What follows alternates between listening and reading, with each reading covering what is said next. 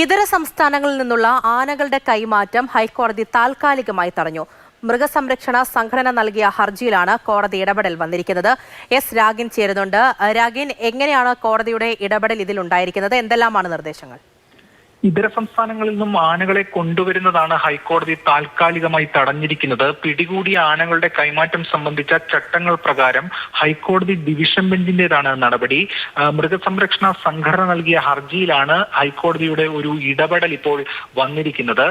നേരത്തെ ഈ ഇതര സംസ്ഥാന ആനകളുടെ കൈമാറ്റത്തിന് സർക്കാരും ചീഫ് വൈൽഡ് ലൈഫ് വാർഡനും മറ്റും അനുമതി നൽകാറുണ്ടായിരുന്നു. ഈ അനുമതി നൽകുന്ന നടപടിയാണ് ഹൈക്കോടതി ഇപ്പോൾ താൽക്കാലികമായി തടഞ്ഞു വച്ചിട്ടുള്ളത്. കേരളത്തിൽ പിടികൂടിയ ആനകളുടെ സ്ഥിതി പരിതാപകരമാണെന്നും കഴിഞ്ഞ 6 വർഷത്തിനുള്ളിൽ ഇത്തരത്തിൽ ചെരിഞ്ഞ ആനകളുടെ എണ്ണം 154 കോടതി നിരീക്ഷിച്ചിട്ടുണ്ട്. എന്തായാലും ഇത്തരം കാര്യങ്ങളാണ് ഇതുമായി ബന്ധപ്പെട്ട കേസ് പരിഗണിക്കുന്നതിനിടെ കോടതി പറഞ്ഞതും അതോടൊപ്പം തന്നെ നടപടി, അതായത് ഇടപെടൽ ഉണ്ടാവുകയും ചെയ്തിട്ടുള്ളത്.